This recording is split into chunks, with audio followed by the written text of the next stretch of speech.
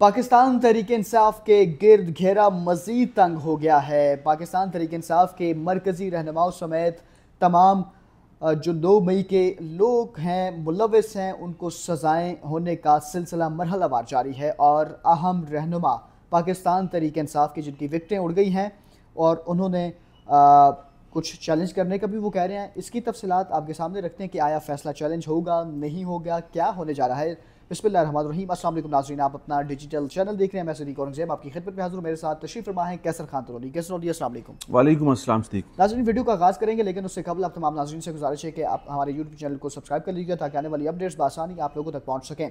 नाज़रीन, आपने देखा कि पाकिस्तान तहरीक इंसाफ के बहुत से रहनुमा 9 मई के मामलात के अंदर सज़ा याफ्ता हो गए, यानी कि उनको मुजरम करार दे दिया गया है अदालत की जानिब से, जिनमें पाकिस्तान तहरीक इंसाफ की मरकज़ी क़यादत के कई अहम लोग हैं। सबसे 2 बड़ी अहम विकटें हैं पाकिस्तान तहरीक इंसाफ की अपोजिशन लीडर्स सेनेट के अंदर शिबली फराज और कौमी असम्बली के अंदर उमर अयूब, जिनको सज़ाएँ सुना दी गई हैं, मुजरिम डिक्लेयर कर दिया गया है 9 मई के वाक़यात के अंदर। और अब वो कह रहे हैं जी हम चैलेंज करेंगे अपनी इन सज़ाओं को। क्या ये सज़ाएँ चैलेंज हो पाएंगी, क्या उनकी सज़ाएँ कलअदम हो पाएंगी, ये इस पर भी बात करते हैं। और दूसरा साथ आखिर में आपको बताएंगे कि पाकिस्तान तहरीक इंसाफ के कौन से दीगर अहम रहनुमा हैं जो अगले दिनों में सज़ा याफ्ता होने लगे हैं, मुजरिम डिक्लेयर होंगे अदालत की जानिब से और नाअहल होने जा रहे हैं।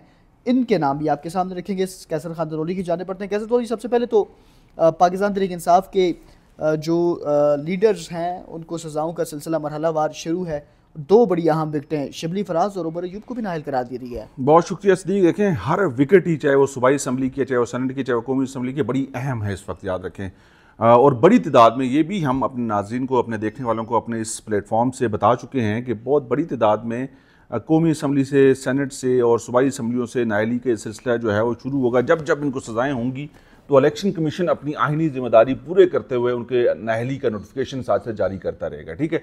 अब हमने देखा कि सेनेट के अंदर जो अपोजिशन लीडर थे शिबली फराज साहब, वो भी फारिग हो गए।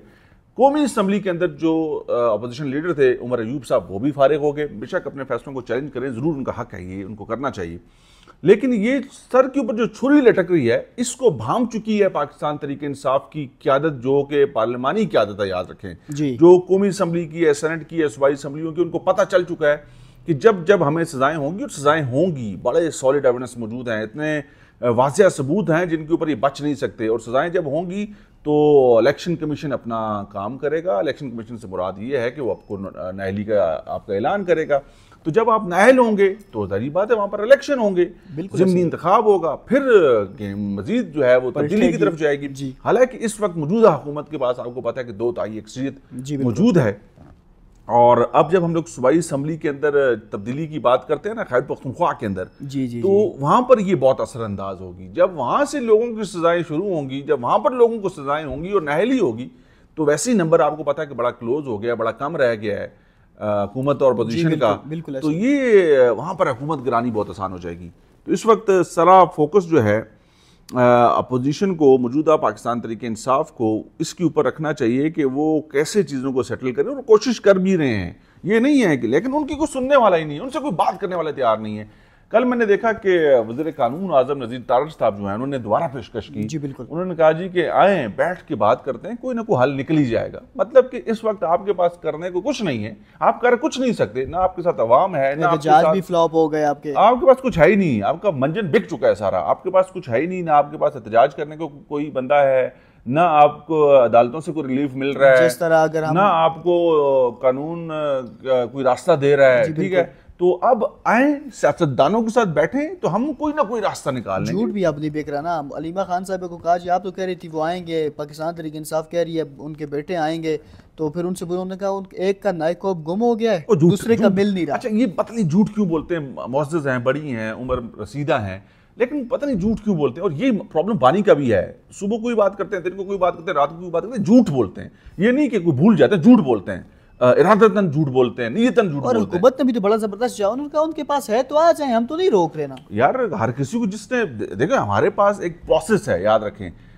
कल मैं सुन रहा था तलाल चौधरी साहब को, हमारे मुशीर दाखिला हैं इस वक्त, आपको पता है मुशीर दाखिला, वज़ीर मुमलिकत बराए दाखिला हैं तलाल चौधरी साहब। उन्होंने कहा जी कि وہ گولڈ سمتھ صاحب کی جو ہے نا وہ پوتے ہیں، پوتے نہیں ہیں، نواسے ہیں ان کے، ٹھیک ہے، پوتے انہوں نے کہا کہ پوتے تو وہ نیازی صاحب کے تھے، وہ ان کے نواسے ہیں. لیکن یہ بات درست ہے، یاد رکھیں کہ جمائمہ گولڈ سمتھ جو ہے وہ ایک یہودی خاتون ہے، ٹھیک ہے جی بالکل. انہوں نے شادی جب کی عمران خان صاحب سے تو وہ انہوں نے اسلام قبول کیا، وہ جمائمہ خان ہو گئی، ٹھیک ہے.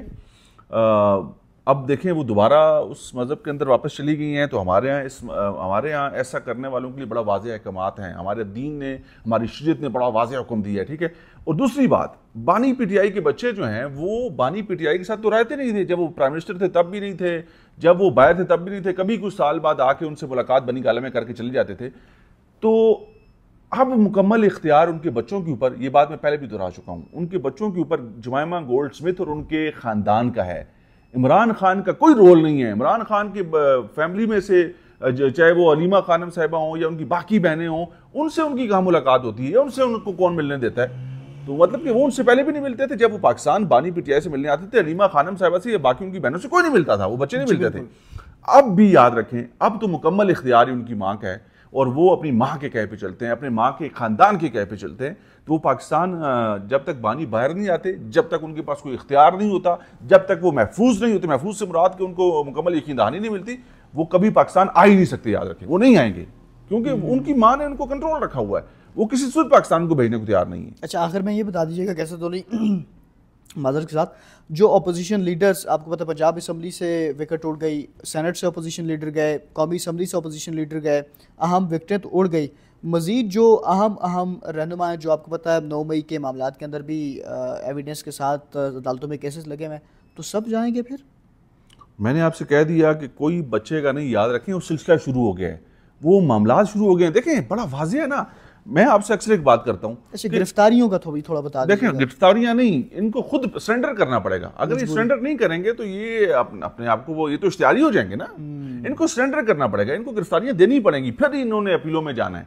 جب تک یہ گرفتاریاں نہیں دیں گے پھر اپیلوں میں کیسے جائیں گے؟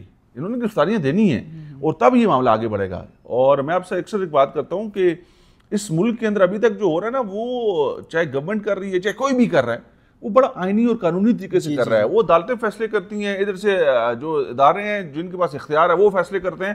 شخصیات تو فارغ ہیں، شخصیات کا تو رول ہی نہیں ہے. حکومت اپنے ڈگر پہ چل رہی ہے، پرائم منسٹر اپنے کام کر رہے ہیں، باقی کیبنٹ اپنی کام کر رہی ہے.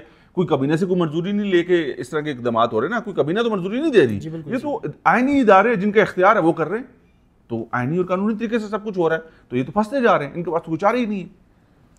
کیسر تولی، بہت شکریہ. ناظرین، ویڈیو کا اختتام کریں گے اور تفصیلاً آپ نے ملاحظہ کہ اس ویڈیو کے اندر اپنی رائے کا اظہار کمنٹ سیکشن میں ضرور دیجیے گا. ویڈیو کو بھی لائک کیجیے گا، شیئر کیجیے گا اور یوٹیوب چینل کو سبسکرائب ضرور کر لیجیے گا. اسی کے ساتھ مجھے اور کیسر خان دونوں کو اجازت دیجیے. اللہ حافظ. پاکستان زندہ باد.